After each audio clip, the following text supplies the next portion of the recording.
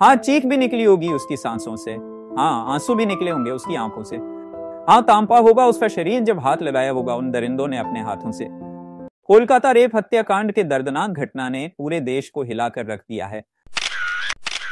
हर कोई महिला डॉक्टर के साथ हुई दरिंदगी को लेकर गुस्से में है, इसलिए महिलाओं की सुरक्षा का मुद्दा एक बार फिर चर्चा में है। 31 वर्षीय ट्रेनी डॉक्टर का सपना गोल्ड मेडल जीतना था। पिता दर्जी का काम करते थे, लेकिन उन्होंने बेटी को पढ़ने के लिए दिन रात मेहनत की। बेटी ने भी पढ़ाई में कोई कसर नहीं छोड़ी। कोलकाता के भीड़भाड़ वाले इलाके सोडपुर के एक छोटे से स्कूल से लेकर कोलकाता के आरजी कर मेडिकल कॉलेज में पढ़ने तक हर कदम उसके लिए नई उम्मीद थी। लेडी डॉक्टर अब इस दुनिया में नहीं है।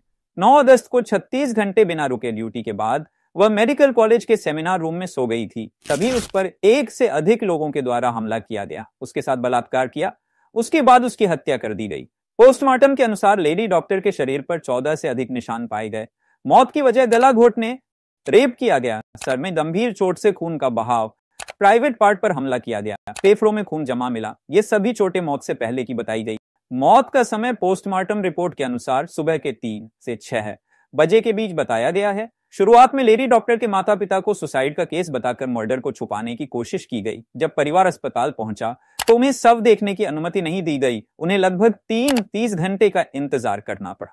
परिवार का कहना है कि पुलिस ने उन्हें जल्दी से अंतिम संस्कार करने के लिए दबाव डाला, जिससे यह लगता है कि पुलिस इस केस को दबाने की कोशिश कर रही थी। हम ये इसलिए कह रहे हैं क्योंकि इसके अनेक कारण हैं, जिनमें से पहले कारण है एफआईआर में देरी।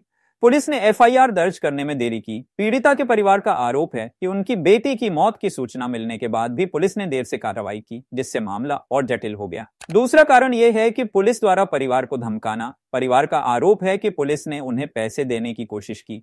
तीसरा कारण यह है कि अपराध स्थल को नष्ट करना। पुलिस ने अपराध स्थल की सुरक्षा में कमी दिखाई, जिससे कुछ लोगों ने अस्पताल में जाकर तोड़फोड़ की और सबूत को मिटाने का प्रयास किया गया। इसके अलावा पुलिस ने सीबीआई को केस ट्रांसफर होने से पहले 7 दिन का समय मांगा, लेकिन कोर्ट ने इस मांग को खारिज कर दिया। तब पुलिस ने 24 घंटे का समय मांगा। कोलकाता पुलिस ने सीबीआई को केस ट्रांसफर करने से पहले लेडी डॉक्टर की हत्या और बलात्कार के मामले में संजय रॉय नामक व्यक्ति को गिरफ्तार किया गया, जो कि मुख्य आरोपी। पुलिस ने कुछ अन्य अज्ञात लोगों को भी गिरफ्तार किया। संजय रॉय, जो कि इस केस का मुख्य अपराधी है, वो एक सिविक वॉलंटियर था जिसने 2019 से कोलकाता पुलिस के आपदा प्रबंधन समूह के साथ काम किया। उसे बाद में पुलिस कल्याण सेल में रख लिया गया, जिससे उसे अस्पताल के सभी विभागों तक पहुंच मिली। संजय रॉय का महिलाओं के खिलाफ अच्छा व्यवहार नहीं था। उसकी 4 शादियां हो चुकी थी, जिसमें से उसकी 3 पत्नियां उसके गंदे व्यवहार के कारण छोड़ चुके थे। उसकी चौथी पत्नी की कैंसर की वजह से मौत हो गई थी। संजय रॉय को 9 अगस्त को आरजी कर मेडिकल कॉलेज के सीसीटीवी फुटेज में देखा गया, जहां वह सुबह 4 बजे आपातकालीन भवन में प्रवेश करता है। उसके पास एक ब्लूटूथ डिवाइस था, जो बाद में पीड़िता के शव के पास पाया गया और जो उसके मोबाइल फोन से जुड़ा था। जब केस सीबीआई को ट्रांसफर हुआ तो सीबीआई ने संजय रॉय का पॉलीग्राफ टेस्ट किया। संजय रॉय ने बताया कि वह उस रात 2 रेड लाइट एरिया में गया था, लेकिन उसने किसी के साथ संबंध नहीं बनाया। उसने यह भी कहा कि उसने सड़क पर एक महिला के साथ छेड़छाड़ की थी। संजय रॉय ने उस रात अपनी गर्लफ्रेंड के साथ वीडियो कॉल करने की बात को भी स्वीकार है। संजय रॉय ने कहा वह सुबह 4 बजे सेमिनार हॉल में गया। वहां लेडी डॉक्टर सोई हुई थी। उसने लेडी डॉक्टर की गला दबा के हत्या कर दी, लेकिन उसने बलात्कार के आरोप से इनकार कर दिया। उसने कहा कि उसने पीड़िता के साथ बलात्कार नहीं किया। संजय रॉय के पॉलीग्राफ टेस्ट के परिणामों ने जांच को और जटिल बना दिया है। सीबीआई को केस ट्रांसफर करने के बाद आरजी कर मेडिकल कॉलेज के पूर्व प्रधानाचार्य डॉक्टर संदीप घोष को अस्पताल में वित्तीय अनियमितताओं के आरोप में सीबीआई ने गिरफ्तार किया। संदीप घोष पर यह आरोप है कि उन्होंने अस्पताल में अवैध रूप से अनाथ लाशों की बिक्री, बायोमेडिकल कचरा की तस्करी में शामिल होने की आशंका है। तथा यह भी है कि घटना के एक दिन बाद 10 अगस्त को उसने अस्पताल में डॉक्टरों की आराम कक्ष और अलग से जुड़े शौचालय को तत्काल मरम्मत करने का आदेश जारी किया।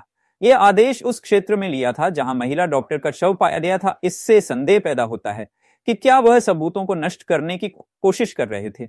सीबीआई ने संदीप घोष का पॉलीग्राफ टेस्ट ताकि उनके बयानों की सत्यता का पता लगाया जा सके। इसके अलावा सीबीआई ने बहुत महत्वपूर्ण सबूत को भी इकट्ठा किया है, जिसमें पीड़िता के कपड़े, संजय राव के मोबाइल फोन और अस्पताल के सीसीटीवी फुटेज है। अब तक लगभग 90 गवाहों के बयान दर्ज किए गए हैं, जिनमें से 14 पुलिस अधिकारी भी शामिल है।